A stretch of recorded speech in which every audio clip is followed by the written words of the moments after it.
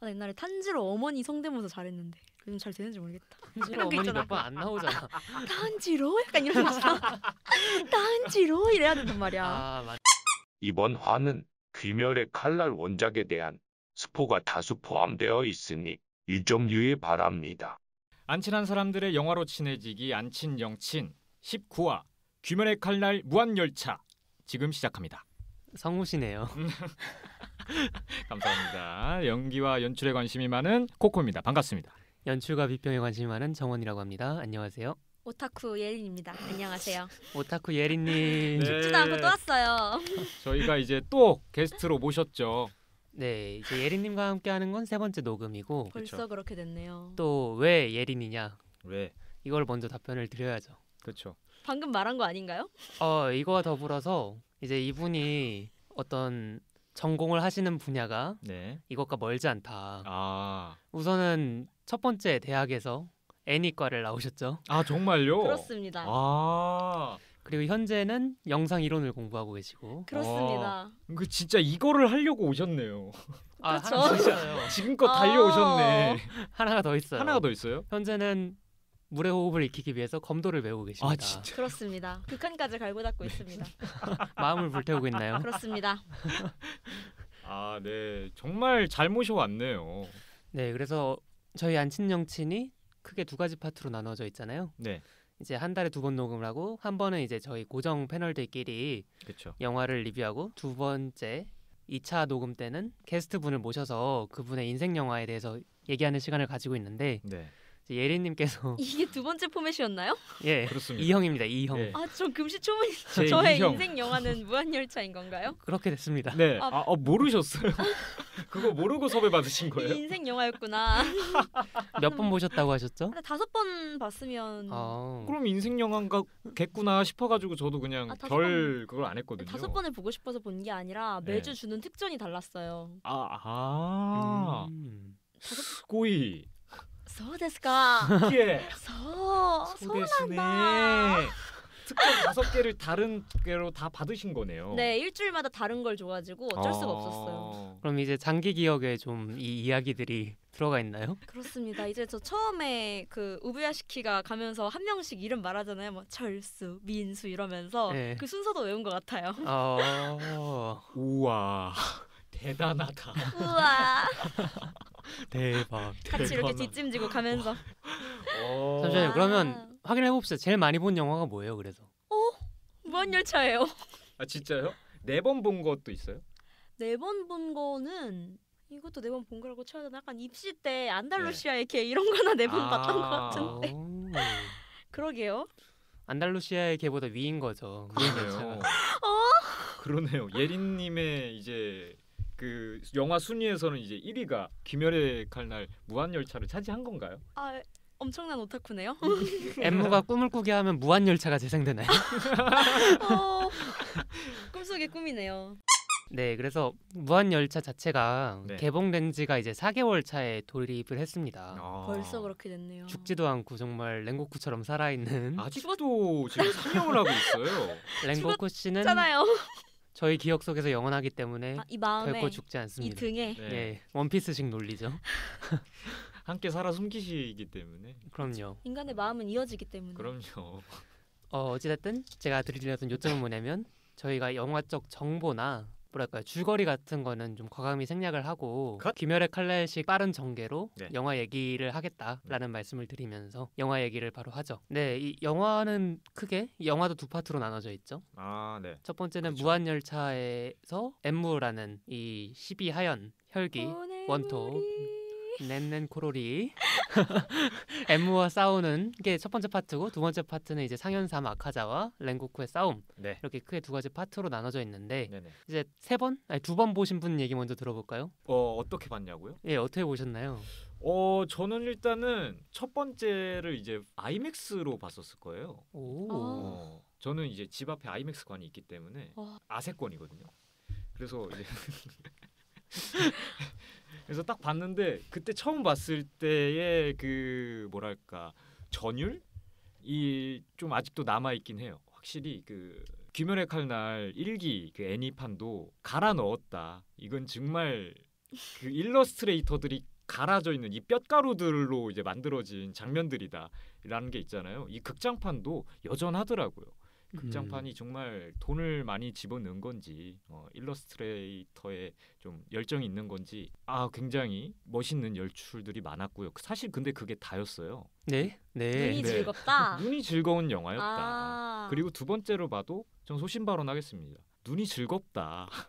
왜 두 번을 보셨죠 그러면? 보라고 하니까요.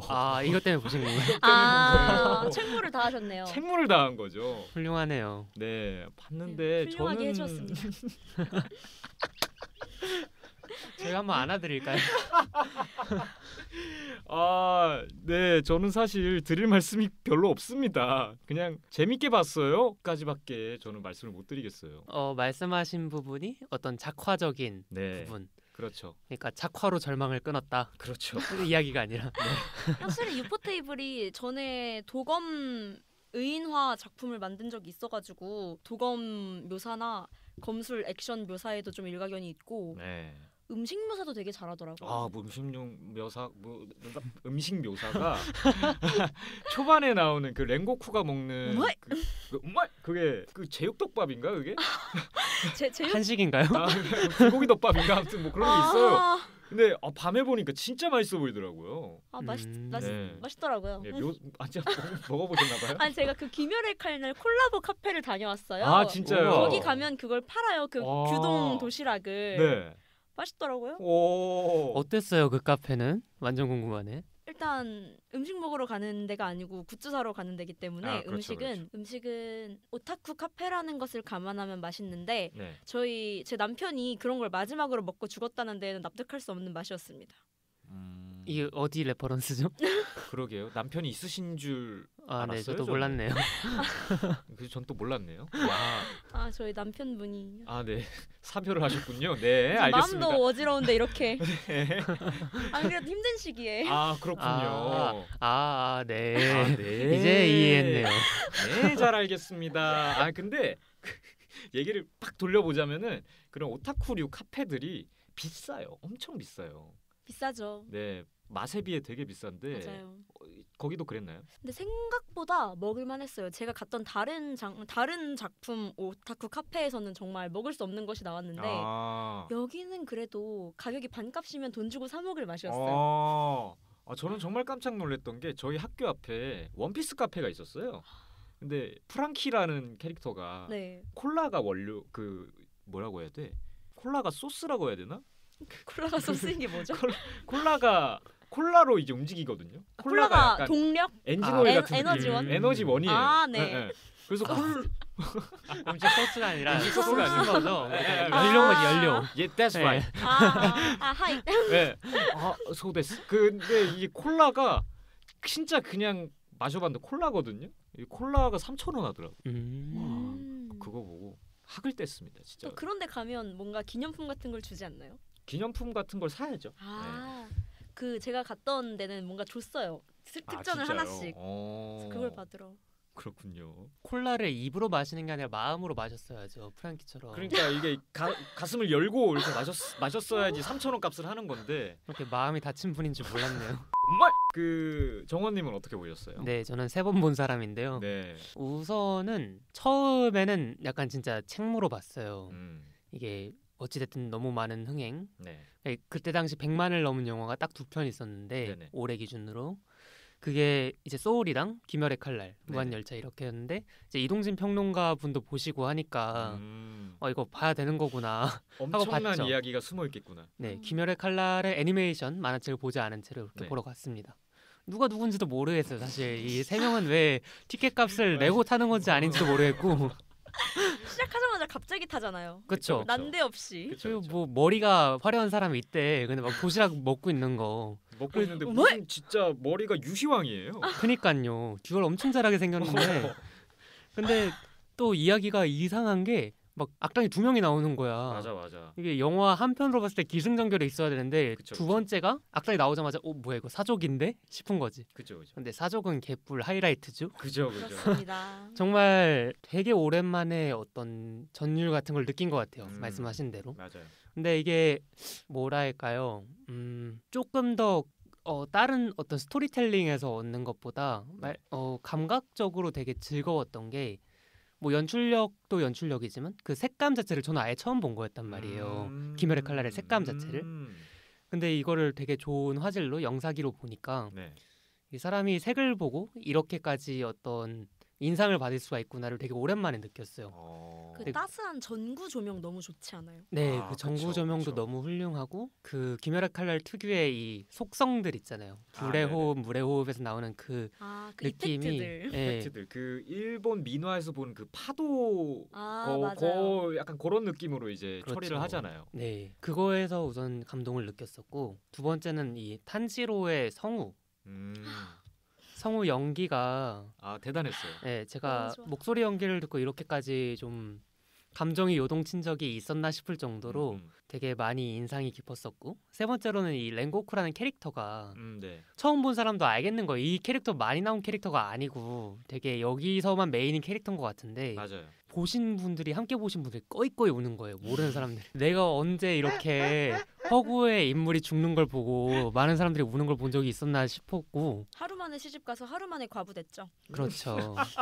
저도 서럽더라고요. 네, 이렇게 좋은 캐릭터가 있는 만화가 귀멸의 칼날이구나 맞습니다. 라는 생각을 했었습니다. 네네.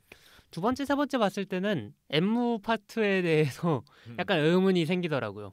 네. 약간 아카자와 랭고쿠의 싸움을 위해서 준비된 도입부가 아닌가, 에피타이저가 아닌가 그런 생각이 드는데 에피타이저 치고 너무 길지 않나 이런 생각도 들고요. 그런데 뭐 영화에서 나오는 열차라던가 이 영화에서 보여주는 꿈의 세계 이런 거에 대해서는 조금 더 이야기를 나눌 수 있을 것 같아요. 네네. 일단 여기까지 얘기하고 예린님의 의견을 여쭤보겠습니다. 이게 오타쿠 순서대로 얘기한 건가요? 그렇죠. 덕력순입니다. 알겠습니다.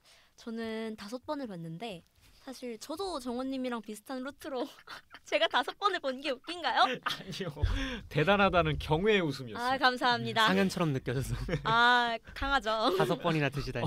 저도 뭐 정원님이랑 비슷한 루트로 접했는데 애니나 만화책을 아예 안 보고 극장판 무한열차를 본 다음에 사실 저는 처음 봤을 때 제가 이 작품을 좋아하게 될 줄 몰랐어요. 왜냐면 너무 제가 생각보다 그런 소년 만화적인 기합에 면역이 없어서 생각보다 너무 오글거리는 거예요. 그죠. 제가 막 내물에 이러는데 너무 웃긴 거예요. 그래서 나 주변에서 다 꺼이꺼이 울고 있는데 저만 사이코패스처럼 이러면서 막 웃었어요. 세상에. 사이코패스였죠. 남의 감정에 공감을 못하는. 처음에 봤을 때도 그냥 이펙트가 되게 화려하고 작화가 퀄리티가 너무 좋고 눈이 즐겁다 이런 느낌은 있었지만 별 감동을 느끼지 못했거든요. 네네. 근데 그래서 집에 가면서 이게 왜 인기가 많은 거지? 세상에 오타쿠들이 정말 많구나 이러면서 갔는데 자꾸 생각나. 자꾸 생각나는 거예요, 이 남자가. 평양냉면. 네, 그냥 처음엔 그랬는데 자꾸 생각이 나. 그래서 집에서 애니메이션을 찾아봤는데 너무 좋은 거예요. 애니메이션이 정말 대단하죠. 그 무한열차 극장판을 봤을 때 얘가 왜 이렇게 행동하지? 싶었던 것들이 애니메이션을 보면 어느 정도 해소되니까 다시 영화를 보고 싶더라고요. 마침 알아보니까 매주 특전도 바뀌겠다. 다시 갔는데 그때부터 저는 귀살대가 되었습니다. 실제로 검도를 배우시게 된 계기가 그 타이밍 라인이 귀멸의 칼날이 먼저인가요? 귀멸의 칼날을 3번째 본 다음에 검도를 시작했습니다. 정말 대단하십니다. 이건 진짜구나. 이게 정말 미메시스의 힘인 것 같아요. 이야기의 힘인 것 같아요. 아니 관장님께서 그러시기를 요즘 자꾸 원래는 검도관에 여성분들이 거의 없거든요. 자꾸 여고생들 여대생들이 어디선가 자꾸 우르르 온다는 거예요. 그래서 요즘 뭐 유행을 하는지 이렇게 물어보셔서 모르신단 말이야? 저 유튜브에서 봤습니다. 참아. 헐. 지금은 다 가셨어요. 저밖에 안 남았어요. 귀살대가. 끝까지 타타케 하신 분은 주가 되어야죠. 주가 되셔야죠. 정말. 멋지네요. 아무튼 제가 받은 감상은 저는 그리고 4D로도 봤었어요. 4D? 나 진짜 보고 싶었는데. 아이맥스로는 제가 못 봤는데 4D로는 봤는데 4D를 그 유명한 용4D의 그 프라임석에서 봤어요. 이 취캐팅을 하루 종일 해가지고 랭고쿠가 기술을 쓸 때 열이 나요. 진짜요? 진짜 화끈화끈해요. 너무 좋아. 저까지 뼛속까지 태워주는 것 같은 거예요, 우리 오빠가. 사실 오빠가 맞나요? 랭코쿠 20살이죠? 20살이세요? 일본 나이로 20살이면 네. 그래도 안 되는구나. 알겠습니다. 뭐 나이 그 시간대가 워낙 옛날이니까 일제 시대 맞네. 때잖아요. 할아버지, 그쵸, 증조 그쵸. 할아버지. 다이쇼 시대인데 그죠, 오빠죠. 그죠. 오빠가 맞죠. 오빠죠. 네. 오빠. 사실 저는 사실 귀멸의 칼날에 대한 인상이 처음에는 그렇게 좋지가 않았어요. 왜냐면은 좀 작품 내적 외적으로 이런저런 논란들이 있었고 뭐 네. 탄지로 귀걸이라던가 네. 그래서 처음에는 그렇게 별 좋은 감상이 없었는데 생각보다 이 작품의 선악 구도가 제 생각엔 매력적이었거든요.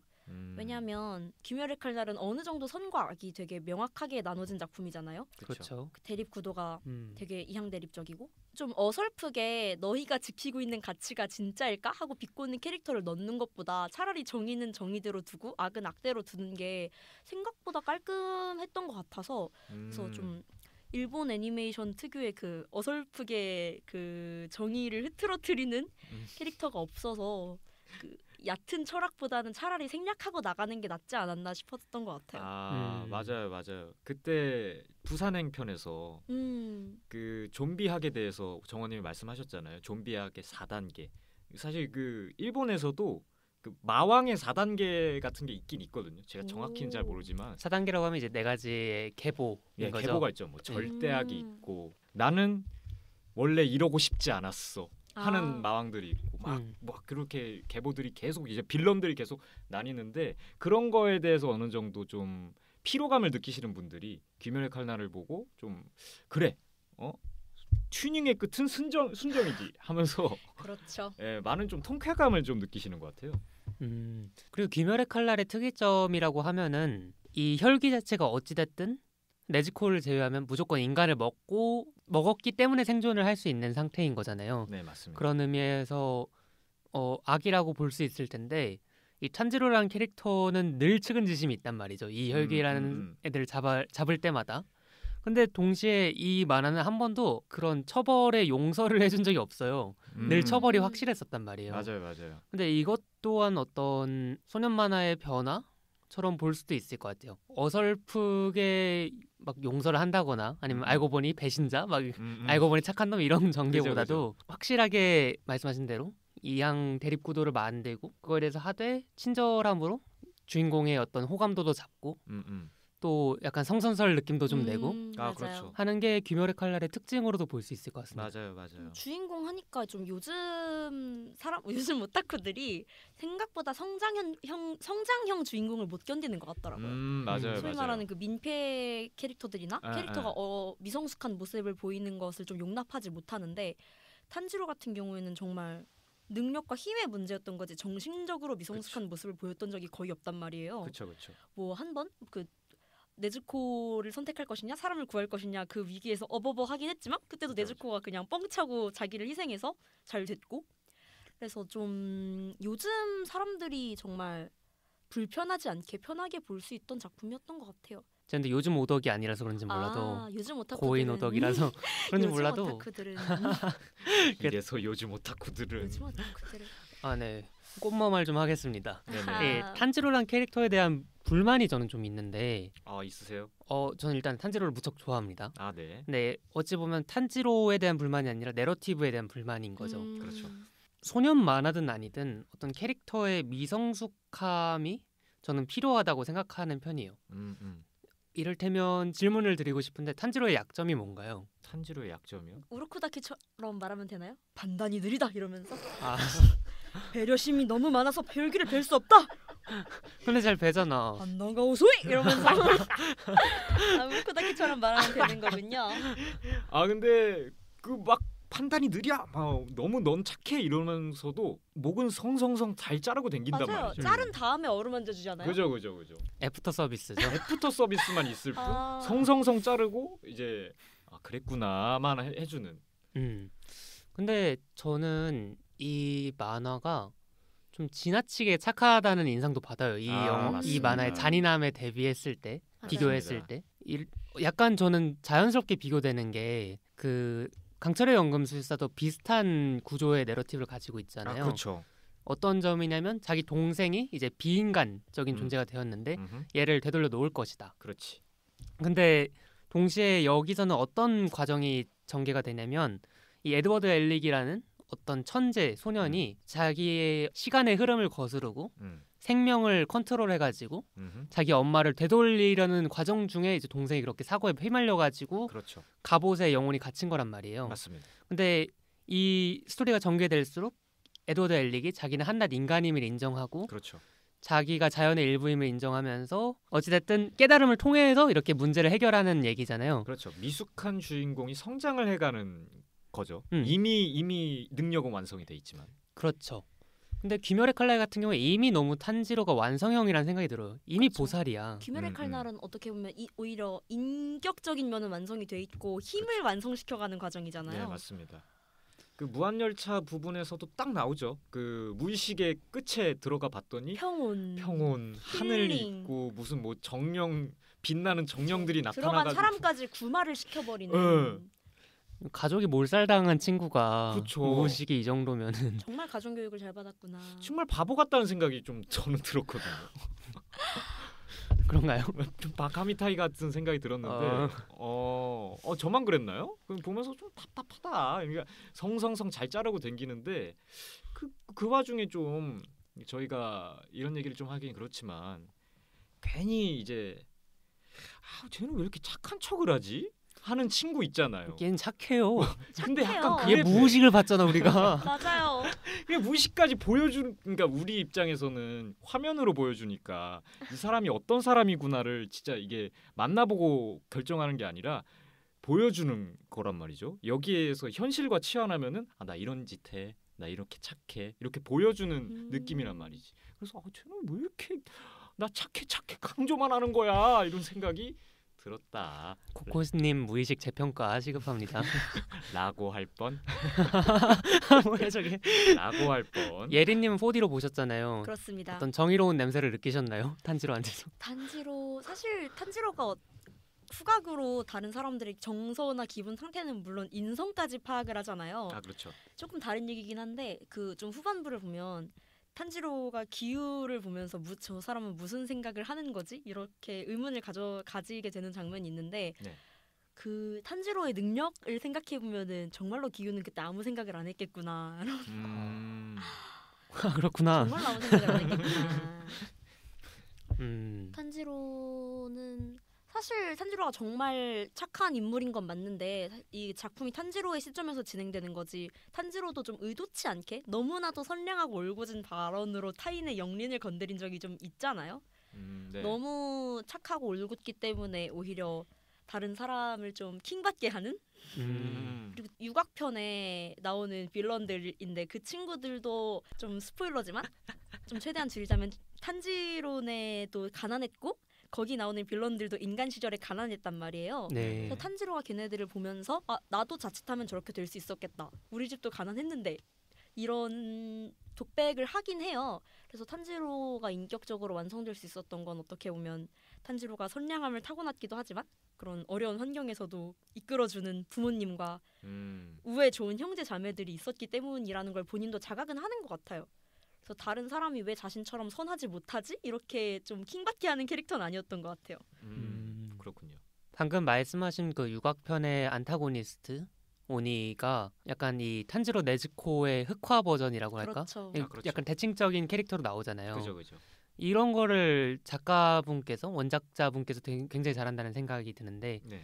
꿈속에서도 마찬가지지만 원래라면 혼또나라라는 독백이 엄청 길게 나오잖아요. 혼또나라 여기 근데 그런 와디프를 되게 많이 잘 상정을 해가지고 그거를 이야기 안에 잘 녹여내신다는 인상을 좀 받았어요. 귀멸의 칼날은 정말 정원님이 말씀하신 것처럼 특정 한 인물이 있으면 그 인물의 안티테제격인 인물이 꼭 있는 것 같아요. 네.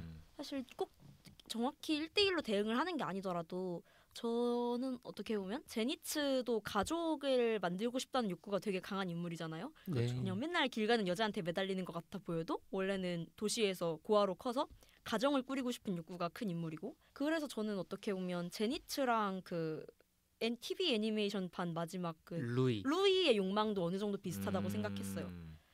그 둘이 표현되는 그 발로가 굉장히 달랐던 거고 어떻게 그쵸. 보면 탄지로가 흑화했으면은 그 육악편 빌런처럼 될 수도 있었던 거고. 그래서 비슷한 상황에서 다른 선택을 한 인물들을 좀 대조적으로 보여주는 게 많았던 것 같아요. 특히 굉장히 도식적으로 보자면 이 비극을 초래한 인물이 오니였냐, 혈기였냐, 사람이었냐가 되게 되게 큰 영향을 끼치잖아요. 이 사람이 나중에 어떤 길을 가는지가. 네네. 이를테면 어떤 애는 인간한테 너무 크게 학대를 받거나 아니면 자기의 소중한 사람이 죽어가지고 오니가 되기로 결정을 하고, 그렇죠. 어떤 사람은 오니한테 가족들을 잃어가지고 귀살때 들어가기로 결심을 하는 것. 네네. 그게 예리님이 말씀하신 거랑도 붙는 맞아요. 얘기인 것 같네요. 그렇네요. 그리고 탄지로 얘기 조금만 더 하자면 네. 여기서는 되게 어떤 사무라이 정신 중에서도 자신의 많은 걸 희생하지만 엄청 노력해가지고 결실을 이뤄낸다 이런 느낌의 얘기를 많이 하잖아요. 그런데 동시에 탄지로가 어쩔 수 없이 주인공이긴 하지만 너무 능력충이 아닌가? 너무 많은 재능이 재능이 너무 넘쳐난다. 피와 뭐라 그래야 돼? 조기 교육에서 일어난 것이 아닌가. 어릴 때부터 끼고 있던 이 귀걸이 알고 보니까 그 전설 액세서리였어. 전설 액세서리고 너무 빡치게 저걸 그러니까 자기 죽여주세요 하는 꼴인 거잖아. 그치. 더 말을 하긴 않겠지만 굉장히 화나죠. 엠무님이 말씀하시길 보기만 해도 부하가 치미는 느낌. 네. 계열받는단 말이에요. 이제 무한열차 얘기를 조금만 더 하고 귀멸의 칼날의 어떤 흥행하는 이유, 분석 같은 거를 좀 얘기를 해보면 좋을 것 같은데 네. 무한열차 두 번째 파트 아카자 부분을 좀 더 얘기를 해볼까요? 좋아요. 좋습니다. 정말 처절한 싸움이죠. 액션씬이 네. 처절한 액션씬. 갈려나가는 애니메이터들의 피와 땀, 그쵸. 손목. 그렇죠. 저는 사실 거기에서 랭고쿠의 피가 아니라 그 진짜 사람의 피를 봤어요. 저는 진짜 그들의 뼈가루가 날리는 모습을 봤단 말이에요. 그렇죠. 농도 짙은 피의 향기가 나더라고요. 정말 노력 많이 하셨구나. 정말 밤잠을 많이 새셨겠구나. 이게 뭐야? 뭔가 가슴이 아파졌었어요. 그렇죠.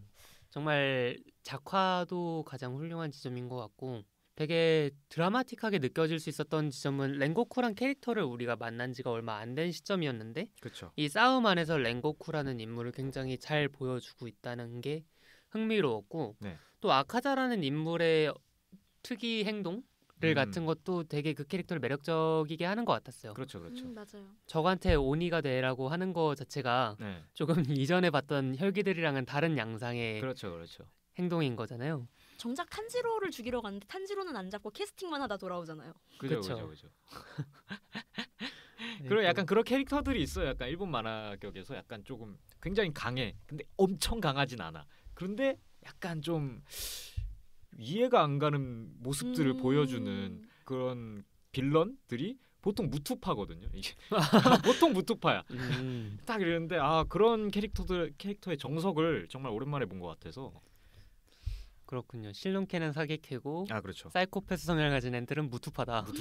오케이, 알겠습니다. 조금 무투파. 저는 그것도 좀 흥미로웠어요. 랭고쿠라는 캐릭터가 어떻게 보면 좀 금수저잖아요. 역대 염주 가문의 후계자 같은 인물이고 맞네. 엄청난 DNA를 가지고 있죠. 그렇죠. 집도 멀쩡히 잘 살고 반면 탄지로는 산에서 숯 구워서 팔면서 근근히 먹고 사는 인물이었잖아요. 그죠. 그래서 어떻게 보면 랭고쿠가 사람들을 지키려는 동기는 정말 노블리스 오블리주 같은 게 컸고 탄지로는 자기 주변의 가족들이나 자기가 사랑하는 사람들을 지키겠다는 동기가 더 컸던 것 같아요. 그렇네요. 그리고 아카자가 랭고쿠를 그렇게 캐스팅하려고 했던 이유 중 하나가 랭고쿠가 강자이기 때문이잖아요. 그렇죠. 그래서 아까 말한 거의 연장선이긴 한데 귀멸의 칼날이 좀 선악 구도를 정해놓고 그걸 굳이 어지러뜨리는 인물을 넣지 않는다는 얘기의 연장선인데 아카자도 랭고쿠도 어떤 하나의 강함을 인정하긴 해요. 좀 강한 자가 이기는 거고 좀 정도에 가까운 정의를 둘 다 인정하고는 있다는 게 좀 흥미로웠어요. 그 논리 안에는 선악의 구분이 없다는 거죠. 그렇죠. 어떻게 보면 귀멸의 칼날의 어떤 강함을 좀 상정해놓고 거기에 의문을 제기하지 않는 느낌? 엠무도 생각보다 깔끔하게 인정하잖아요. 그죠. 그냥 내가 걔도 내가 좀 더 잘할 걸. 그죠. 기회가 있었으면 잘했을 텐데 이렇게 인정하지? 자기가 더 강했다고 우기진 않잖아요. 그렇죠. 아 내가 못해서 졌다. 깔끔하게. 생각보다 쿨해요. 예. 귀멸의 칼날의 인물들이 되게 패배할 때 자기가 실력적으로 약한 게 맞으면 되게 깔끔하게 가요. 맞아요. 그리고 조금 약간 그 강철의 영감술사를 계속 비교하게 되는데 영감술사요? 영감 왜 불러? 영감술사를 비교하게 되는데 네. 거기에서도 수많은 살육이 벌어지지만 항상 주인공이나 느끼는 감정들이 요즘 트렌드가 그렇단 말이에요. 아 이렇게 내가 죽이는 게 맞을까? 아 내가 이 사람들을 해쳐서 이건 과연 정의일까? 뭐가 정의야? 하는 이제 의문들이 귀멸의 칼날에선 거의 거세되다시피 합니다. 없죠. 그러니까 보는 시청자 입장에서는 뭐 계속 이제 플래시백을 엄청 보여주니까 이 사람들이 이런 뭐 그런 게 있었네. 그래도 죽어 이런 느낌으로 딱 끝나거든요. 그렇죠. 정작 탄지로는 아카자를 그렇게 베고도 그냥 고마운 미소를 짓고 고마움의 냄새가 난 건 알겠지만 그죠. 아카자의 그녀는 아무도 모른단 말이에요. 아무도 모른단 말이죠. 그냥 막판에 고맙게 갔네 이러면서 왜 저러지 이러면서 그죠. 거란 말이에요. 딱 거기에서 끝나가지고 예, 말씀하신 것처럼 그런 편이 찝찝함이 덜하니까 요즘은 찝찝함을 좀 없애는 추세인 것 같아요. 일본 쪽에서는. 그렇군요. 저는 약간 생각을 달리하는 게 귀멸의 칼날의 플래시백 활용은 조금 특이한 지점이 있어요. 뭐죠? 이를테면은 저희가 안타고니스트의 플래시백을 보여준다. 그러면은 사실 어떤 프로타고니스트가 이야기를 전개해 나가면서 여기 견눈질에서 볼 수 있는 게 아니란 말이에요. 네. 자신의 맞아요. 독백 같은 것이죠. 그렇죠. 근데 귀멸의 칼날에서의 혈귀들의 플래시백은 싸움 중이 아니라 싸움이 끝날 때 늘 나온단 말이에요. 그죠. 죽으면서 주마등의 느낌이 아주 강하죠. 근데 이건 반대로 어떤 말이냐면 이 플래시백이 이 내러티브에 생각보다 영향을 안 끼치고 있다는 얘기이기도 해요. 맞아요. 그리고 저희가 관객 입장에서 봤을 때 캐릭터 몰입을 이제 오니한테도 하고 탄지로한테도 하면은 더 이제 누구를 응원해야 될지 모르겠으니까 더 흥미진진한 싸움이 될 수도 있겠죠. 네. 하지만 귀멸의 칼날은 그런 걸 포기를 한단 말이에요. 그죠. 맞아요. 그 대신 하고 있는 건 뭐냐면 오니들의 좀 굵직굵직한 오니들을 넣어가지고 그들의 플래시백을 넣어서 이 오니에 대한 관념, 독자들도 그렇고 탄지로도 그렇고 오니에 대한 관념을 조금씩 다르게 바꿔 나가는 것일 텐데 저는 이게 좀 사족 같은 느낌이 있거든요. 저도 항상 느꼈어요. 정말 이거 왜 넣지? 주마등 하니까 생각난 건데 네네. 아까 그 오니가 죽을 때 하는 플래시백이 주마등 같다고 하셨잖아요. 네네. 근데 주마등이라는 모티브가 어떻게 보면 귀멸의 칼날에 꾸준히 등장을 했단 말이에요. 탄지로가 히노카미 카구라를 쓰게 된 계기도 주마등에서 죽음의 위기에서 살아갈 방법을 검색하듯이 찾아낸 게 히노카미 카구라였고 제니츠도 그 나타고모산 그 거미 에피소드에서 주마등을 통해서 호흡으로 참아야겠다 이렇게 느끼게 되고 그래서 어떻게 보면 귀살대가 죽음 직전에 하는 플래시백은 살 방법을 찾기 위한 플래시백이고 오니가 죽으면서 하는 플래시백은 자신이 죽는 것의 정당성을 찾는 플래시백이라는 게 좀 흥미로웠어요. 죽는 정당성을 찾는 플래시백이다. 그렇네요. 이게 왜냐면은 그거는 불로불사와 생로병사의 문제이기도 하지 않을까요? 오니는 웬만하면 안 죽으니까 그리고 귀살대는 웬만하면 살고 싶으니까 뭐 둘의 차이가 아닐까요? 그런데 말씀하신 대로 이제 더 높은 레벨의 오니들이 갈수록 이 플래시백이 중요해지는 게 재생력이 워낙 뛰어나기 때문에 스스로 죽음을 선택하지 않으면 얘 어떻게 죽이지 싶은 애들이 나온단 말이에요. 그렇죠. 댓글 보면 도우마는 식중독으로 죽었고 아카자는 현타 와서 죽었고 후쿠시마는 거울 보고 죽었고 그런단 말이에요. 사람들이 댓글로 현타 와서 죽었대. 사람들이 그런 얘기를 많이 하더라고요. 오니가 정말 끝까지 뻔뻔했으면은 귀살대가 다 몰살당했을 거라고. 이렇게 보면 적당히 현타 와서 스스로 그만둬줬기 때문에 그나마 전투가 끝났는데 이쯤 되면 진짜로 기억을 어떻게 되살리게 하느냐가 훨씬 더 격투에서 중요한 게 아닌가. 그렇죠. 그러니까 격투보다는 심리 상담을 하는 게 먼저이지 않나. 그렇죠. 그래서 탄지로가 그렇게 올곧게 순수하고 착한 인물일 수밖에 없었던 것 같아요. 탄지로가 어떻게 보면 얍삽이를 하면은 그죠. 오니들이 뭔가를 깨닫지를 못할 거 아니에요. 열받네 하고 그쵸? 그냥 끝나는. 귀살대가 다 죽었으니까. 그래서 탄지로가 그렇게 꾸준히 정도를 지킬 수밖에 없었던 것 같아요. 그리고 제가 오니에 대해서 조금 더 얘기를 해보고 싶었던 거는 이 오니 혈기들이 그 귀살 때는 무조건 어떤 서양 문물과 멀리 떨어져 있단 말이에요. 아 그렇죠. 패도령이 이미 내려진 시대고 네. 그래서 검을 막 숨기고 다니죠. 그렇죠. 그리고 얘네들은 무조건 일본 전통식 옷을 입어야만 하는 친구들이고 그렇죠. 그에 반면에서 무잔이 처음 등장했을 때 모습 약간 마이클 잭슨과 많이 그렇죠. 비견이 되곤 나이는 하는데 제일 많은데. 예. 저는 진짜 MJ를 오마주를 한 줄 알았어요.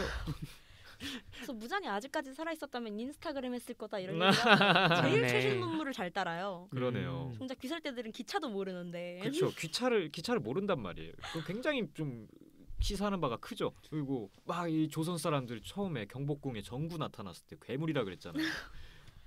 걔 누구야? 그 멧돼지 머리 이노스케. 이노스케. 산의 이노스케도 정령이다. 보자마자 이제 산의 전령이다 이렇게 하는 게 적대시한다. 근데 그것도 되게 흥미로운 지적인 것 같아요. 외향적으로는 제일 모던한 인물이 어떻게 보면은 삶이라는 원초적인 가치를 추구하고 정말 생긴 건 옛날 사람 같은 인물들이 보다 좀 더 정신적인 가치를 추구하고 있다는 점이.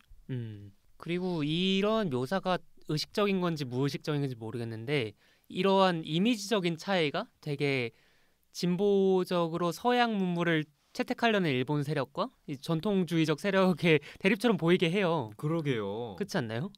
저만 그래요? 저는 그 은연중에 얘기 느껴지는 듣고 것 같아요. 그리고 굉장히 머리가 띵했습니다. 이런 뜻이었구나. 그렇죠. 이를테면 총을 쓰는 애들이 한 명도 없단 말이야. 원래는 총이 주 무기였는데 1910년대쯤이면 아니 한 명 있어요. 있나요? 누구 있죠? 케냐 총 씁니다. 케냐? 케냐 그 약간 파인애플 같이 생긴. 근데 우리 영화 얘기하면 안 돼? 그래서 이거를 굳이 과잉 해석해서 보자면 탄지로가 혈귀에 의해서 가족이 해체됐다를 어떻게 볼 수 있냐면 이제 시대가 바뀌면서 가족주의가 해체되었고 이 동생이라는 녀석이 갑자기 신문물을 접하고 스마트폰만 보는 거야. 얘기를 안 하더라. 입에 스마트폰을 물고 있더라. 해 뜨면 나오지도 않고 뜨면 나오지도 않아. 히키코모리가 돼가지고 오빠가 계속 부양하는 거야. 내 죽고 밥 먹어 하는데 나중에 먹는다고 이러고. 저도 느낀 게 귀멸의 칼날이 옹호하는 윤리? 귀멸의 칼날이 좀 말하고 싶은 가치는 어떻게 보면 좀 상식이 통하는 보수 세계관이라고 생각했거든요. 네. 왜냐면 그런 뭐 탄지로 귀걸이 우익 이런 논란을 떠나서 좀 귀멸의 칼날이 옹호하는 윤리 자체가 좀 어느 정도는 좀 우익적인 윤리라고 생각을 했어요. 강자는 책무를 다하고 약자들은 맡은 자리에서 자신의 역할에 충실하고. 그래서 그 최종 국면에 보면은 좀 은들이나 좀 약한 귀살대원들은 정말 자기 몸을 휙휙 날려서 어차피 주들이 아니었으면은 진작 죽었을 목숨이다. 고기방패가 되자 진짜 입으로 이렇게 말하면서 달려간단 말이에요. 그래서 귀멸의 칼날이 추구하는 윤리 자체가 정말 자기 자리에서 맡은 일을 다하되 그건 열심히 해라라는 어느 정도 우익의 윤리가 맞는 것 같긴 해요. 정말 반자의 정신이네요. 그렇죠. 어느 정도는 상식이 통하는 보수 윤리. 네. 그렇죠. 상식이 통하는 보수. 네. 그리고 방금 제가 말한 그 과잉 해석을 이 무한열차에 도입을 시켜본다면 이 열차와 엠무의 존재에 대해서도 새로운 해석이 가능할지도 몰라요. 이를테면 이 열차의 물성에 관한 부분을 먼저 생각을 해볼 수 있는데 네. 저는 이 얘기를 미리 들었었거든요. 네. 근데 그럴듯해. 설득력이 있어. 들어보겠습니다. 네, 청취자 여러분 한번 들어보세요. 오타쿠로서 어디 한번. 이제 말씀하신 대로 이 탄지로 이노스케 제니츠는 시골 촌뜨기인데 그나마 제니츠는 좀 낫죠. 그쵸? 이 열차를 처음 봐요. 도시에 대한 것도 낯설고 그래가지고 이노스케 같은 경우에는 이 열차 자체를 굉장히 신격화한단 말이에요. 그죠. 신령이라고 하고. 그죠. 그리고 어찌 보면은 무의식 중에 얘를 어떤 안타고니스트로 상정을 하죠. 그렇죠. 이제 꿈속 세계를 가면 이 열차가 막 개다리 같은 게 달려가지고 둘이 싸우잖아요. 그런데 이제 또 열차가 공간적으로 하고 있는 건 뭐냐면 이 영화를 풀숏으로 잡는 장면이 좀 세 장면인가 나오는데 이게 가로지르고 있는 건 뭐냐면 선로가 이제 숲과 밭을 가른단 말이에요. 이런 어떤 자연 세계와 문명 세계를 가르는 경계선으로서 선로가 작용을 하고 있는 거죠. 그런데 동시에 이 엠무라는 존재가 지금 열차와 함께 있고 꿈을 꾸게 하잖아요. 그렇죠. 근데 열차랑 어울리는 어떤 영화가 있죠. 열차의 도착이라고. 그 영화의 도착이 곧 이 열차의 도착이었던 거죠. 근데 여기에 엠무가 합체되어 있다. 이것은 일종의 서양 문물의 스펙터클이 음. 이 일본 사람들의 현실을 주작하고 있다. 그쵸. 어찌 보면 눈길을 돌리게 하고 있다. 현혹시키고. 그렇죠. 진짜 일리 있는 것 같아요. 왜 하필 꿈인가? 그것도 흥미롭죠. 이 엠무라는 존재가 완전히 나중에 열차랑은 합체를 해버려가지고 열차 그 네. 자체가 된다는 거. 그렇죠. 그리고 어떤 꿈에서의 일이 현실에 영향을 끼치고 현실에서의 일이 꿈에 영향을 끼친다는 점에서 이 매트릭스에서 말하는 시뮬라크르 시뮬라시옹 같은 인상도 주기도 합니다. 시뮬라시옹이 뭐죠? 그 제가 발음을 제대로 한 것 같아요. 그래서 난 더 놀라워. 그 매트릭스 보면은 네. 네오가 꿈속에서 죽으면 진짜 죽는다 그러잖아요. 그죠. 가상 세계임에도 불구하고. 그러니까 어떤 이미지, 가상의 무언가가 현실을 능가해가지고 현실보다 더 현실 같은 하이퍼 리얼이 되는 거를 시뮬라크르 시뮬라시온과 더불어서 설명을 하는데 이 하이퍼 리얼리티를 네네네. 그런 것처럼 이 열차에 있는 사람들한테는 어떤 현실보다도 더 행복한 꿈을 꾸는 것 자체가 더 중요해서 그것이 동기로서 작용을 하고 나쁜 짓을 하는 거고요. 네네. 이제 탄지로 같은 경우에는 자각충이기 때문에 열심히 그쵸. 명상을 해가지고 그죠. 자결을 해서 계속 현존하는 느낌으로 음. 이런 영화를 거부하고 있는 거죠. 그렇죠. 제가 맨 처음에 그 얘기를 들었을 때 네. 아니 일리 있어. 일리는 있는데 이거를 영화에서 해도 되는 얘기야? 싶었거든요. 영화 자체를 부정하는 거잖아. 근데 이게 이 귀멸의 칼날이 흥행하는 시기와 네. 더불어서 또 생각을 해볼 필요가 있는 것 같아요. 지금 90년대, 2000년대, 2010년대 소년 만화 주인공들의 행동 패턴들 자체가 다르단 말이에요. 그렇죠. 많이 그렇죠. 달라졌어요. 예린님이 좋아하는 90년대 후반의 에반게리온 같은 경우에는 이제 이 일본 경제의 성장을 희망을 걸기가 어려운 시대잖아요. 그렇죠. 거기서는 이 신지라는 인물이 아버지한테 반기를 드는데 그게 되게 소극적이에요. 타기 싫은데 저기 빌런 오고 있고 알았어 탄다고. 하면 되잖아. 알았어. 그래 저기 내 친구 들어있는데 죽이라고? 나 못 죽일 것 같은데. 뭐야? 그런 시기라면 이제 2000년대 초반에는 조금 상황이 나아져서 네. 이제 기존에 제시했던 선과 악의 경계선을 허물려는 인물들이 나옵니다. 이를테면 데스노트. 야가미 라이토는 아버지 경감인 무슨 아가미 네. 경감을 별로 야가미. 야감입니다. 아가미 좀 심했네. 아가미. 어찌됐든 현 국가 장치의 음. 정의 실현을 믿질 못하죠. 그렇죠. 이거 뭔가 너무 좀 관료주의적이고 죽어야 될 놈들 안 죽는 것 같고 그러니까 내가 직접 해결하고 내가 새로운 정의가 되겠다. 이 시대의 신이 되겠다. 신세카이의 카미가 되는 거죠. 그렇죠. 그리고 뭐 강철의 연금술사만 보더라도 그쵸. 똑같진 않지만 그런 얘기예요. 이 국가 자체가 잘못됐다. 국가의 기반 자체가 만들어지는 시점에서 문제가 있었고 그쵸. 윤리적이지 못한 것들이 있었고 그것의 정체성에 대해서 의심하고 새롭게 갈아엎어야 된다. 라는 의외로 가치 전복적인 얘기들이 섞여 있거든요. 그렇죠. 지금도 소름 돋았어. 근데 이제 귀멸의 칼날을 보면은 네. 뭔가 이상해요.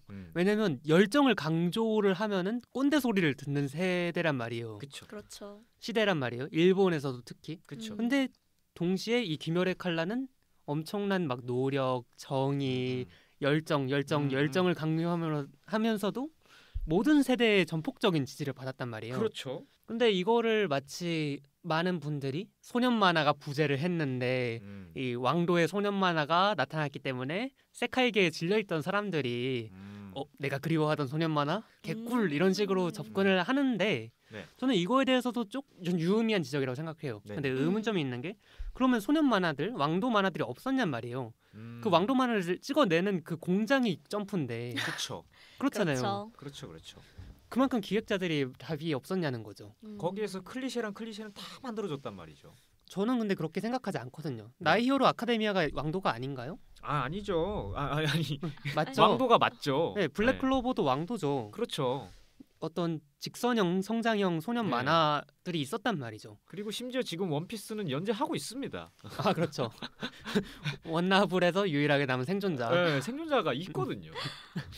그런 의미에서 이제 귀멸의 칼날의 흥행 분석을 하는 새로운 척도가 좀 필요한 것 같다라는 생각이 드는 게 일단 원나블과 인기를 비견할 수 있느냐, 작품성을 비견할 수 있느냐 이런 논의를 하기에는 이미 시기가 지난 게 네. 원피스를 일단 한 해 동안 이겼잖아요. 그렇죠. 흥행 부수로만. 그렇죠.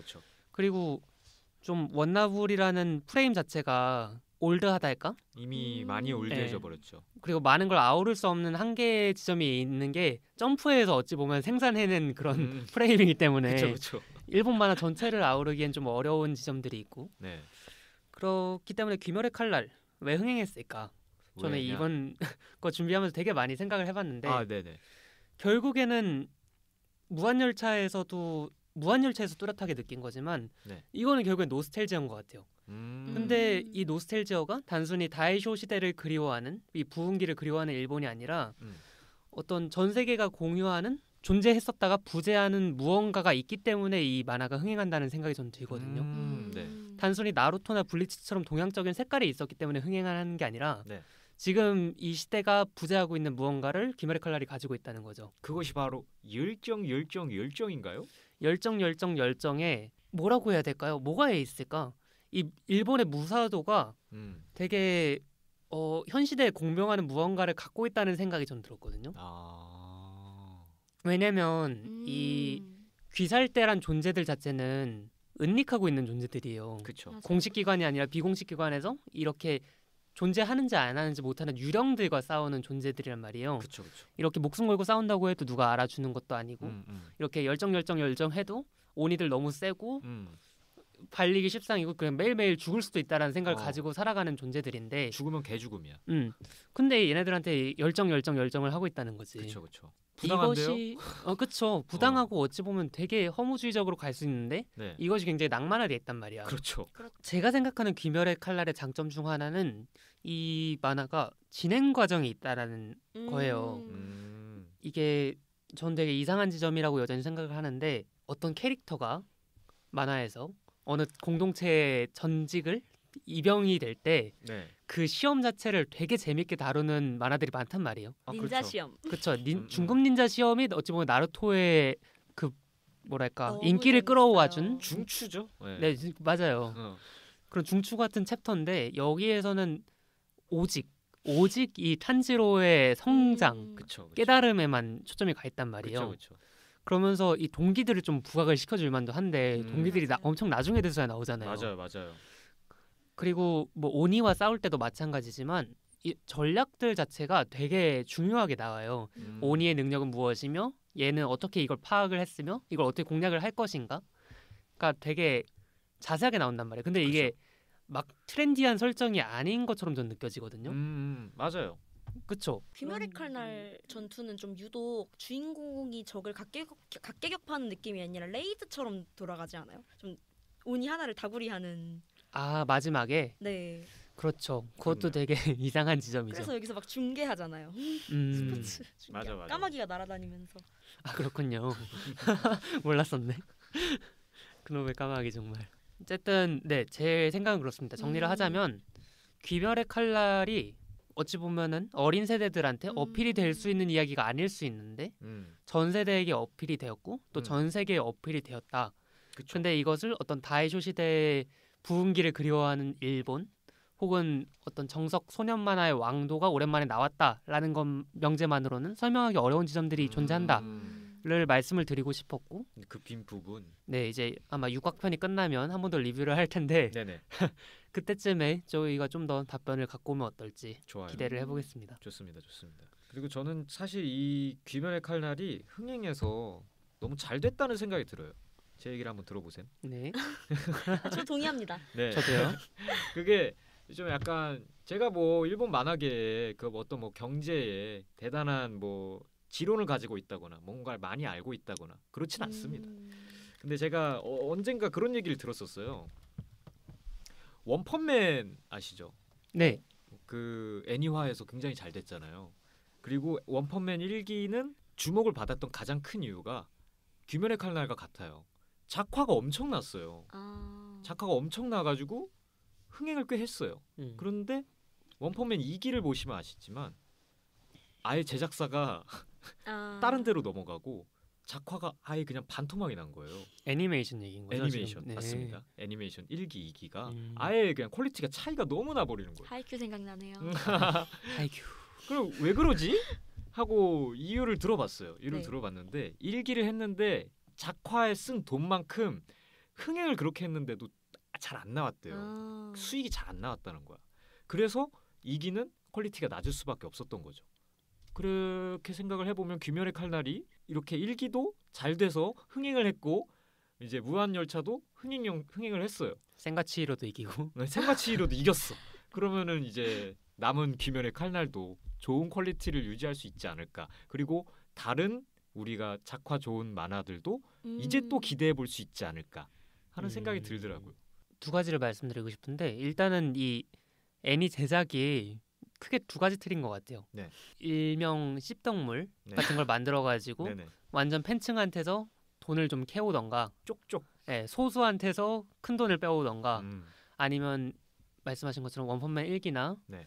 진격의 거인 귀멸의 칼날처럼 완전히 메인 제작사에서 크게 투자를 해가지고 그거를 아예 신드롬으로 만들어버리던가 네네. 둘 중 하나라는 생각이 들고 귀멸의 칼날은 이제 이걸 지속할 수 있는 어떤 자본을 얻은 게 아닌가 그쵸. 라는 생각이 그렇죠. 들고요.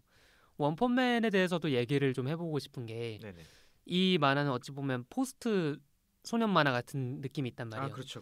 왜냐면 저희가 계속 일직선 성장에 대해서 얘기를 했잖아요. 네. 새로운 악당이 나오고 주인공 더 강해지고 또 새로운 악당 잡으러 가고 이런 네. 식의. 그죠. 그런데 이 원펀맨 같은 경우에는 우선 나이 자체가 25이고 네. 이미 완성형이었단 말이에요. 그렇죠.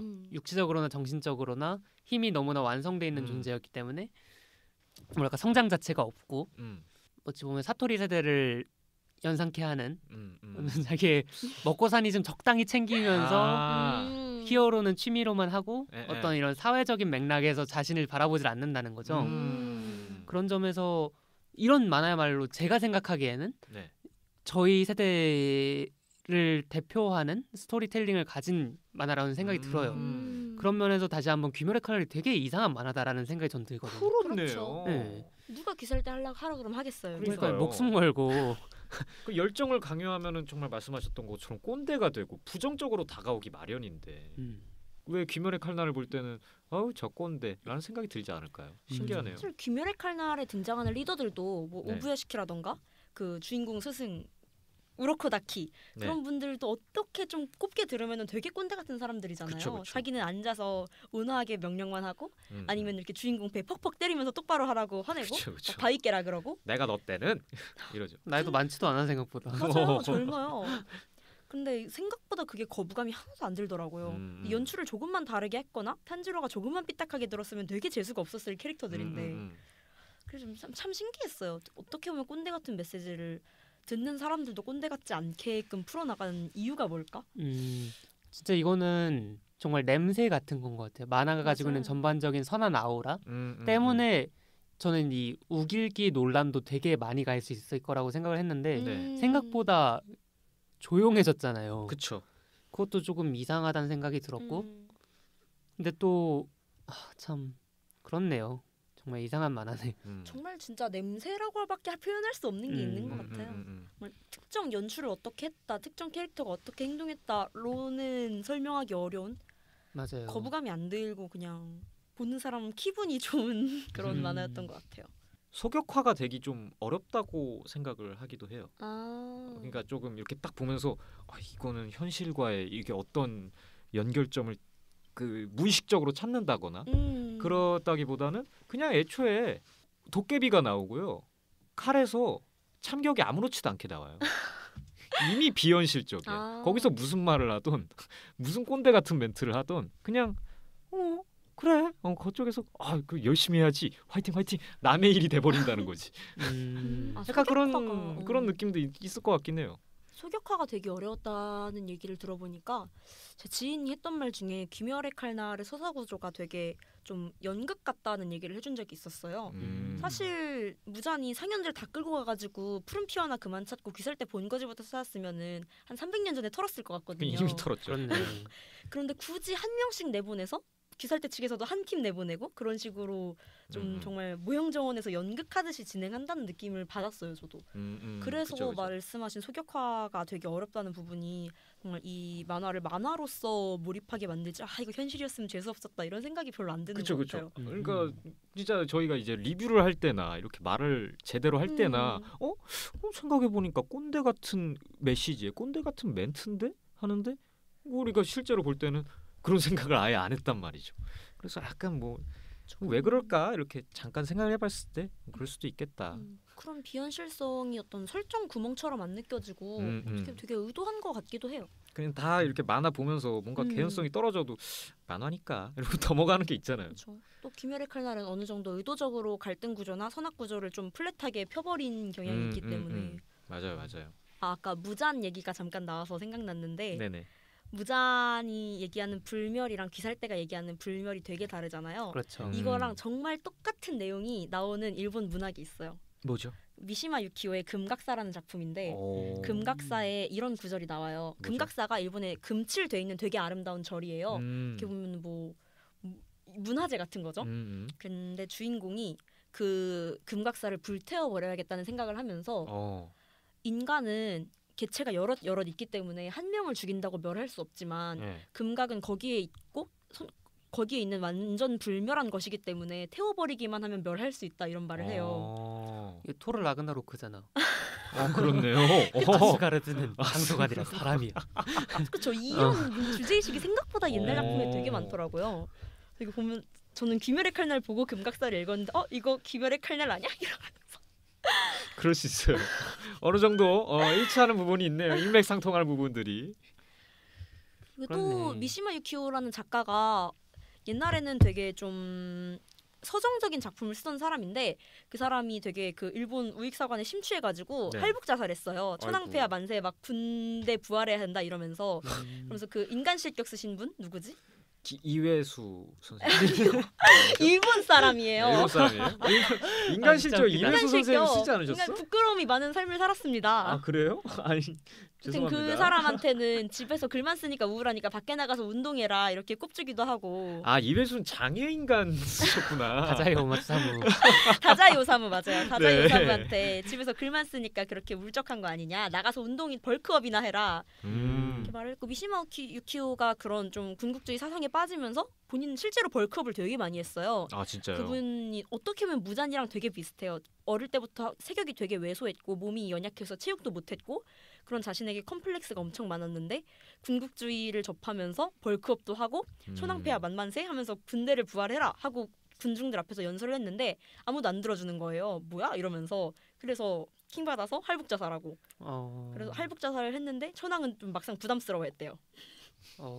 부담스럽겠죠. 부담스럽죠.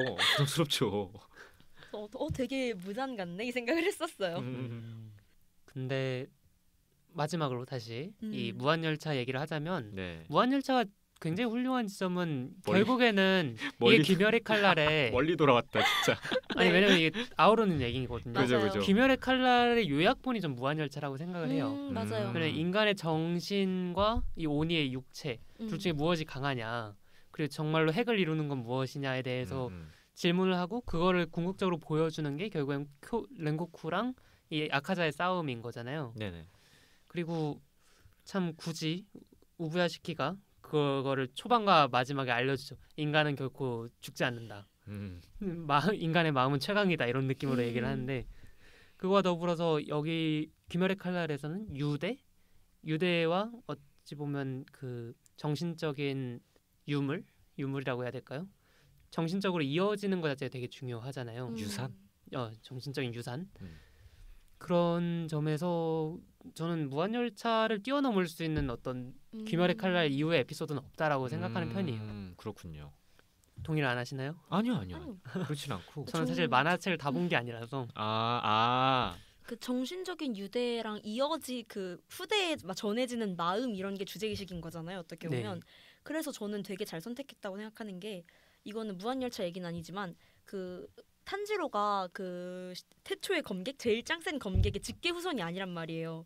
오히려 생판 남인데 그냥 어쩌다 마주친 사람한테 귀걸이랑 그 히노카미 카부라를 전수해주고 그게 무술의 형태로는 무잔이 다 죽여서 멸해졌지만 춤의 형태로 남아가지고 온전히 된 거죠. 그래서 어떻게든 꼭 소년 만화들 보면은 주인공의 혈통의 비밀이 있잖아요. 그렇죠. 탄지로에겐 혈통의 비밀은 아무것도 없단 말이에요. 그죠. 한 증조 할아버지가 길 가다 멋진 사람을 만났을 뿐이지. 그죠. 그래서 그런 꼭 혈통으로 이어지지 않았더라도 의지가 이어질 수 있고 그 후대에 이어질 수 있다는 게 좀 신기했어요.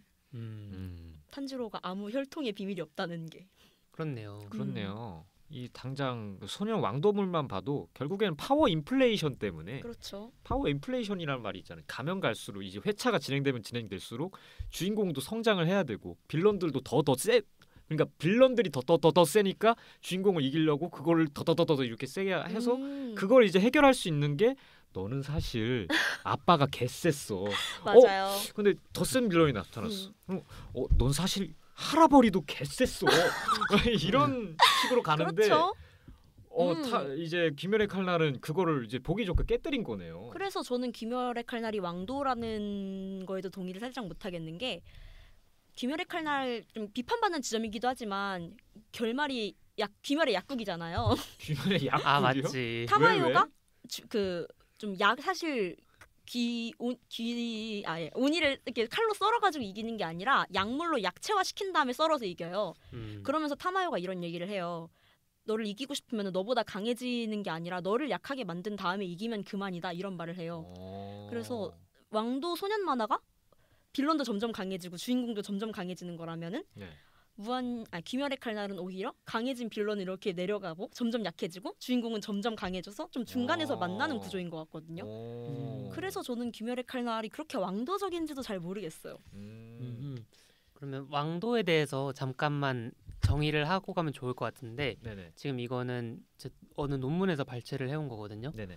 애니메 왕도의 자리를 차지하는 과정에서 일종의 공식을 정리해 놓은 게 있는데 7가지입니다. 너무 좋아요, 저 이런 거. 거칠게 정리한 거라고 하시네요. 네. 작고 약한 소년이 1번, 탄지로 부모의 결손을 겪지만 2번, 부모를 대신하는 스승을 만나고 셋, 가족이나 다름없는 동료를 사귀며 네. 이노스케? 제니츠? 대전 격투를 반복하는 과정에서 굉장히 반복하죠. 위기의 세계를 지켜낼 만큼 크고 강한 신체로 성장한다는 것이다. 이게 왕도의 정의군요. 네, 이게 원나블, 원피스와 나루토와 블리치를 일종의 범주화를 시킨 건데 또 논문에서 말하고 있는 건 뭐냐면 이것뿐만 아니라 애초에 막 은하철도 999처럼 옛날 초기는 아니고 옛날 애니메이션 근 60년간의 애니메이션이 흥행한 것들은 대부분 이 정도의 공식을 따른다라고 말씀을 하고 있습니다. 논문 인용을 했으니까 말씀을 드리자면 아니메와 일본 소년상의 기로 진격의 거인과 원펀맨의 중심으로 박노현 저자님께서 써주셨네요. 네. 근데 이 논문과 예린님의 대화의 차이가 뭔지 알 것 같아요. 그렇죠. 뭔 쟁점인지 알 것 같아요. 제가 잘 이해하고 있는 건지 모르겠습니다. 이게 어떻게 이해하셨나요? 어떻게 이해했냐면요. 그 왕도는 충분히 강한 신체가 되어야지. 그러니까 정권 찌르기로 빡 해야 되는 건데 이 타마요나 막 이런 것들은 얌생이를 썼다. 얍삽이다. 어느 정도 그런 측면이 있죠. 얌생이는 왕도가 아니다. 왕도에는 뭐 지름길이 없다. 뭐 이런 말이 있잖아요. 그렇죠.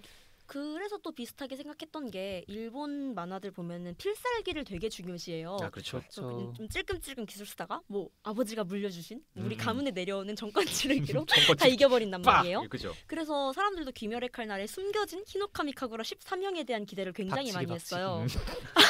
박치기가 제일 세잖아. 그런데 히노카미 카구라가 뭐 13형 귀멸의 칼날 이런 게 아니라 그냥 12개 삥삥 돌려 계속하기였단 말이죠. 그죠. 어떤 사람들은 이것에 되게 실망을 했는데 저는 어떻게 보면 이게 일본 애니메이션 특유의 그 필살기 하나로 가는 왕도의 변주를 준 거라고 생각을 했거든요. 정확히 출처가 기억이 안 나는데 좀 필살기에 대한 비판적인 글을 본 기억이 나거든요. 네네. 좀 이분 혹시 그 애니메이션의 장면 아시나요? 여자 주인공이 좀 중2병 걸린 남자 주인공한테 화내면서 막 엄청 성우의 명연기로 유명한 장면이 있는데 저 잘 몰라요. 중2병이지만 사랑은 하고 싶어? 그 비슷한 제목이었어요. 몰라요. 그 이능 배틀은 일상기 속에서라는 제목이었는데 거기서 여자 주인공이 막 화를 내요. 필살기 같은 걸 쓰는 것보다 그냥 평소에 노력하는 사람이 훨씬 멋있다. 이런 말을 하면서 막 화를 내거든요. 저 어떻게 보면 그 애니메이션도 귀여운 여자 주인공이 화내는 그 모해의 정통으로 소비가 되긴 했지만 저는 그게 일본 애니메이션에 대한 되게 유의미한 지적이라고 생각했거든요. 그래서 좀 어떻게 보면은 많은 애니메이션들이 힘숨찐을 좋아하잖아요. 그렇죠. 왜냐면 보는 사람들도 이입하기 편하니까. 꾸준히 힘숨찐이 뭐죠? 힘을 숨긴 찐. 네네. 꾸준히 노력하고 매일매일 착실하게 하는 사람은 보는 사람도 몰입하기 힘들거든요.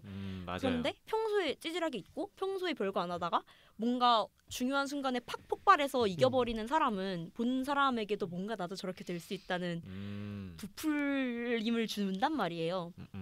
그런 점에서 귀멸의 칼날에는 필살기나 뭐 가문이 물려준 엄청난 기술, 최강의 무기 이런 것이 등장한다기보다 주인공의 착실한 노력과 해 뜰 때까지 12개 삥삥 돌려 운이 묶어놓기로 이긴단 말이에요. 그죠. 그래서 이게 어떻게 보면은 요즘 사람들이 편하게 좋아하는 힘숨찐이 절대 아니제 탄지로는 그런 점도 좀 신기했어요. 그렇죠. 필살기는 간지가 납니다. 맞습니다. 그리고 12형까지 1에서부터 12형까지 호달달달 나고 노가다 계속 찌는 건 간지가 안 나요. 맞아요. 그래서 사실 간지의 문제라고 생각해요. 왜냐면은 이제 그런 글을 읽은 적이 있어요. 뭐 일본 사람들은 그런 걸 좋아한다. 검이 5개가 있다고 하면은 그 5개 검을 픽하는 게 아니라 숨겨진 6번째 검, 맞아요. 만들어지지 않은 0번째 검, 막 이런 거 있잖아요. 약간 좀 숨겨진 그런 느낌을 좋아하는 건 맞는 거 같아요. 근데 그게 히노카미 카구라잖아.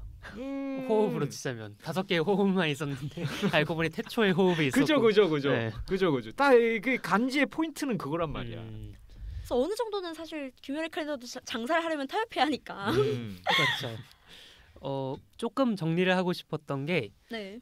제가 말씀드렸던 이 7가지는 약간 용사의 여정 내러티브 구조처럼 이야기 구조의 얘기인 것 같고 맞아요. 예린님이 말씀하시는 어떤 귀멸의 약물 이거는 컨벤션에 대한 어떤 비트음에 대한 얘기인 것 같아요. 맞아요. 이거에 대해서는 차이를 좀 둘 필요가 있는 것 같은데 네네. 완벽히 동의하는 부분이고요.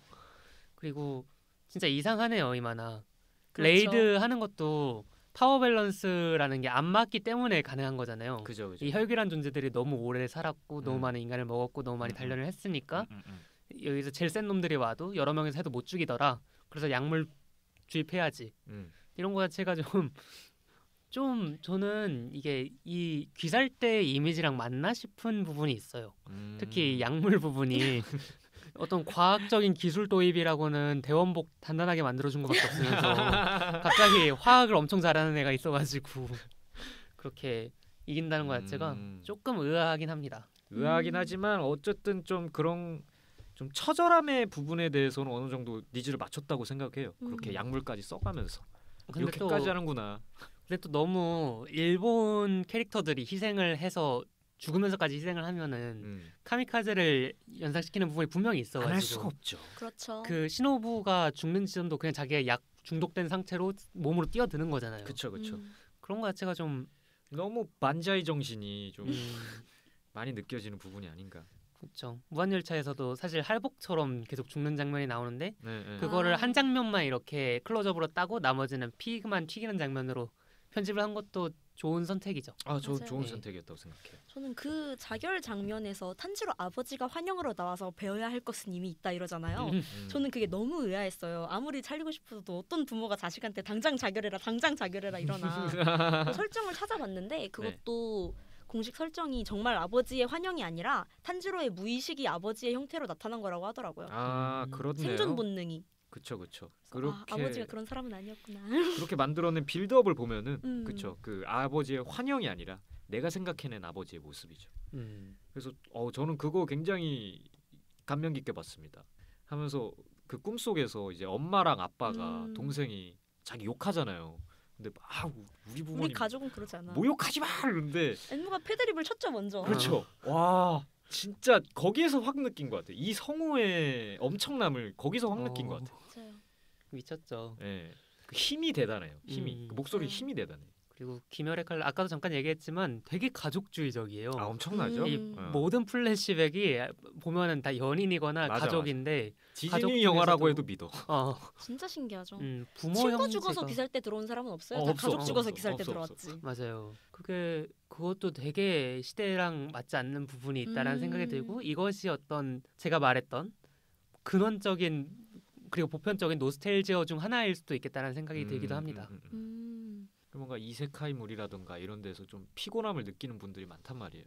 근데 저는 사실 이 귀멸의 칼날 애니판이나 이 영화의 좀 스피디한 부분은 요즘 트렌드를 잘 따랐다고 생각해요. 그렇죠. 요즘 세카이물이나 이런 거는 진짜 개빠르거든요. 그 나를 조금이라도 독자들이 조금이라도 불편하게 했던 그 라이벌들 2화째에 죽어요. 약간 그런 느낌이 간단 말이죠. 근데 약간 트렌디함은 계속 유지하면서 주제는 어떻게 보면 노스텔지어에 가까운데. 노스텔지어에 가까운. 그래서 거부감이 좀 덜 들었던 것 같기도 해요. 제 생각도 같습니다. 그래서 왜 그 짱구 극장판 중에 그거 있잖아요. 어른 제국의 역습. 네, 어른 제국의 역습 그거 무슨 보면은 얘기하시는지 바로 알았어요.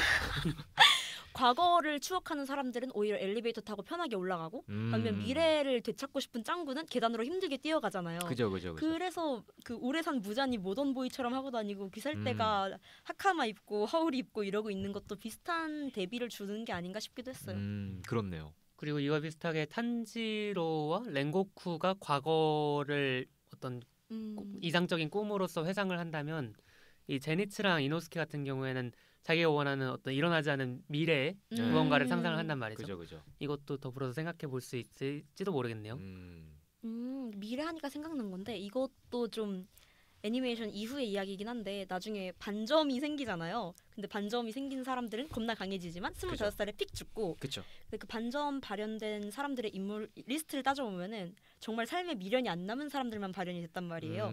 아까 말씀하신 꿈에서 이미 일어나지 않은 일을 본 제니치랑 이노스케 같은 경우에는 반점 없는 상태로 잘 싸웠어요. 그쵸. 근데 탄지로 같은 경우에는 반전 발현됐고 뭐 죽었겠죠? 그런 걸 보면은 정말 귀멸의 칼날 안에서도 같은 선한 진영 안에서도 혈혈 단신으로 다 버리고 싸울 수 있는 사람이 있는가 하면 어느 정도 현실과 타협을 하는 사람도 있고 저는 재밌었어요. 그러네요. 미래와 과거. 과거에 연연한 사람은 보통 다르지 않나? 이제 미래를 이제 너무 원하는 사람들이 이제 혈혈 단신으로 싸우기 마련인데 과거에 이렇게 좀 갇혀 사는 사람이 그렇지만 좀 더 열심히 사네요. 이제 미래에 대한 꿈을 가진 사람들은 어찌 보면 꿈을 꿀 수 있는 그런 환경 자체가 있다는 말이기도 해요. 그렇네요. 그러니까 이룰 수 없을지 모르지만 이룰 수도 있는 무언가지만 과거에서 무언가를 잃은 사람들은 다시는 되돌아갈 수 없는 무언가이기 때문에 결코 얻을 수가 없단 말이에요. 그렇기 때문에 원하는 게 없는 세계인 거죠, 이 사람들은. 그러니까 이 세카이에서 살아갈 의미가 나이. 이미자 나이. 탄지로 테마곡 노래 들어봐도 노래는 그렇게 온화한데 돌아갈 수 없어, 돌이킬 수 없어, 글렀어, 싸우는 수밖에 없어 이러잖아요. 그렇군요. 이게 그렇게 온화하게 부를 가사인지. 맞아요. 근데 그쵸. 그런 의미에서 탄지로가 현실을 직면하는 것 자체가 일본 사회에서도 되게 큰 의미가 있을 거라는 생각이 들었습니다. 그렇죠. 돌아갈 수 없어요. 그 버블 경제 시절로는 돌아갈 수 없어요. 다이쇼 시대 얘기를 하고 있긴 하지만 너희들은 못 가. 그런 느낌인가. 그래서 귀멸의 칼날 만화책 엔딩에서는 아예 미래로 보내버리잖아요. 그니까요. 그게 아쉽기도 한데 어떻게 보면 이야기로 끝내는 방법이었던 것 같기도 해요. 저는 아쉬운 수준을 넘어섰습니다, 사실. 꼴배기가 싫었어요, 진짜. 제니츠전 이렇게 딱 보면서. 얘네들은 이 사람은 뭐지? 급하게 고향 내려갔어야 됐나? 막 그런 생각이 들더라고요. 화장실이 급했나? 화장실이 좀 급했나? 또 25살까지니까 그래도 급하게 자손은 다 만들고 가셨나 봐요. 그러게요. 저런. 급하다 급해. 방금 되게 사이코패스 같은 사람이었어요. 좋은 지적 급하잖아요. 감사합니다. 의지를 마음을 이어가야 하는데 마음을 이어가야 배가 끊기면 안 되잖아요. 아까 유전자 상관없다며. 네. 적응 안 되네요. 네, 예린님의 인생 영화로 소개를 들었다가 네. 결국에는 만화 귀멸의 칼날 얘기를 전반적으로 했는데 저희 셋 다 너무 신나가지고. 네, 근데 생각보다 훨씬 더 생산적인 논의가 왔다 갔다 했다는 생각이 들어요. 네. 하지만 이제 포맷을 맞추기 위해서 그렇죠. 그래도 마지막은 구색을 맞춰야 되지 않겠습니까? 그럼요. 그렇습니다. 그러니 질문하겠습니다. 네. 예린님에게 귀멸의 칼날이란 무엇인가요? 여기서 어떻게 센스 있게 대답해야 할까요? 아무 대답이나 해도 진심만 담겨져 있다면은 그게 센스가 아닐까. 아, 마음을 전해주세요. 마음을 불태워서. 불태워 주세요. 불태워진 그 제만 저희는 볼 수 있으면 됩니다. 부끄러워요 너무. 저 생각이 필요해. 아니면 남편분 이름으로 삼행시도 가능합니다. 아.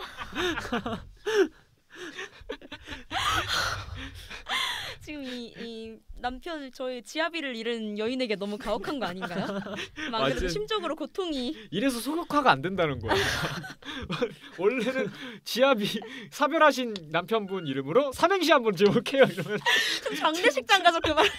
진짜 얘기하면 장례식장 가서 되거든. 상주한테 아버님의 이름으로. 삼행시 한번 지어볼게요. 그래서 자 지금 어떤 발언을 하신 건지 알고 계세요? 아이고. 여보, 내가 이런 사람들이랑 어울려. 그러면은 삼행시는 좀 그렇잖아요. 네네. 이제 인의 예지에 벗어나지 않나. 네, 그래서 예린님에게 아, 귀멸의 저희 귀멸의 칼날이란. 칼날이란 익숙한 듯 다른 변주곡 이런 느낌이었어요. 캐논 변주곡 국악 버전 이런 느낌. 그런 느낌인 거죠. 띵디기링 이런 느낌. 맞아요. 진짜 오늘 얘기하면서 정말 많이 느꼈는데 맞아요. 다르네요. 이 만화. 그럼에도 좀 일본 만화에서의 이 클리셰틱한 뭐 이런 단어가 있는지도 모르겠어요. 클리셰틱. 이런 단어가 있는지는 모르겠는데 클리셰틱한 부분을 따라가면서도 요즘과는 달라. 그러니까 요즘이랑 달라. 그런 느낌. 근데 또 이거가 만화책이 잘 안 됐었는데 애니가 끌어올리고 그게 신드롬이 되었다. 맞아요. 근데 이 이야기 자체가 참 영화와 애니의 힘이란 게 책과 달리 정말 많은 사람들이 노출된 상태로 보잖아요. 맞아요. 그죠. 그리고 이 가치관의 영향을 받을 수밖에 없는 것이고. 그렇습니다. 그런 의미에서 귀멸의 칼날에 대해서 아직 논문이 하나도 없더라고요. 학술지가. 그래서 이거에 대해서 연구해 보는 것도 결코 의미가 적지 않다라는 제가 생각이 졸업할 듭니다. 때 쓰겠습니다. 기대하고 있겠습니다. 근데 저는 사실 놀랐습니다. 그 다른 만화는 논문이 있었다는 사실이 더 놀라웠어요. 많아요. 에반게리온 많아요. 논문은 이만큼 있어요. 에반게리온은 익히 들어봐서 알고 있는데 이제 다른 만화들도 이미 나와 있구나. 근데 좀 쓰고 싶은 만화들이 있는 것 같아요. 특히 맞아요. 막 진격의 거인 이런 거는 워낙 거인을 어떻게 해석할 것인가가 되게 쟁점이기 때문에. 그렇죠. 이미 많은 알레고리화하고 싶은 그런 이야기잖아요. 그리고 이게 이야기적으로는 메카닉물을 계승하면서도 맞아요. 기계가 아니라 과거로 회귀했단 말이에요. 그죠. 그것도 유럽으로. 음. 그리고 이제 탑승이 아니라 변신이란 말이야. 이거 음. 자체가 되게 또 특이한 지점이 있어가지고 그렇죠. 이것에 대한 연구들이 좀 많은 것 같습니다. 그렇군요. 사실 꼭 작가나 작품 자체가 의도한 게 아니더라도 시대와 공명에서 스스로 가치를 부풀려가는 포인트들이 있는 것 같아요. 네네, 맞아요. 되게 멋진 말을 해주셨네요. 깔끔한 정리. 네, 네, 오늘 이렇게 귀멸의 칼날에 대해서 상당히 길게 얘기를 해봤습니다. 맞습니다. 뭐 제가 편집 안 하니까 크게 상관없고요. 와. 어지럽긴 한데 그래도 어떻게 되지 않겠습니까? 네, 여러분들께는 양질의 그 청취물이 되셨기를 제가 바라면서 저희는 여기서 인사를 드린 게 맞겠죠. 네, 끝까지 들어주신 분들 정말 너무너무 감사드리고요. 감사합니다. 네, 감사합니다. 오늘도 마음을 불태우는 하루 네. 되시고 네네. 한계를 뛰어넘길 바라겠습니다. 바라겠습니다. 그럼 다다음 주에 만나요. 안녕. 안녕. 마다네. 해키레키센.